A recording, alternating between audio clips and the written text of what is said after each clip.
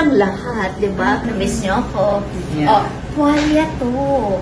And then, it's disposable. So, parang you're sure na, di ba pag For traveling. Yes, hindi ka sigurado, di ba? Baka magka-warts. Yes. Yeah, di ba? Sa body. Yeah, so ito na ang ganda. And it really absorbs. And this one naman, if you're traveling, uy, ito pag bumabiyahe ka, disposable cotton underwear. Ginagamit ko dito. Remember, ikaw na Tama tuloy na. sa akin sa Hong Kong. Okay. Convenience. Yes, pero mas maganda ito. Mas maganda. Ipang I will. Yeah. Oh my God. Rural city.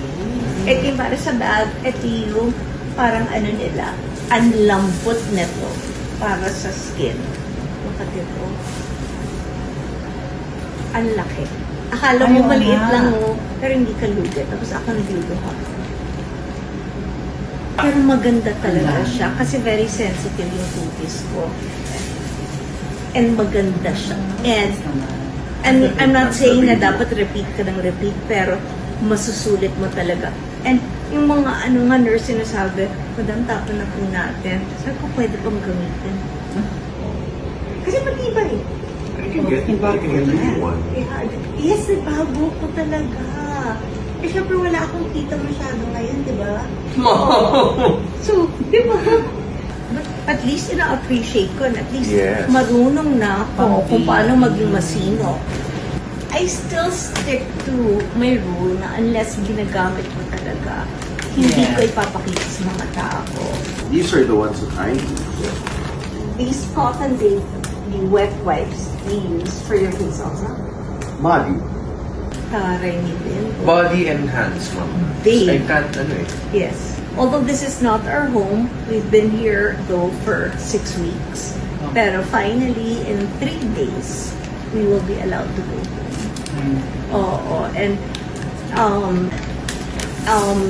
for this birthday, ang kapal na mukha ko, pero sinasabi ko, hindi po ako pwede sa flowers kasi meron, I can really be allergic. Balloons. Yung gusto ko talaga magkaroon ng arko na puro balloons. Na rainbow colors.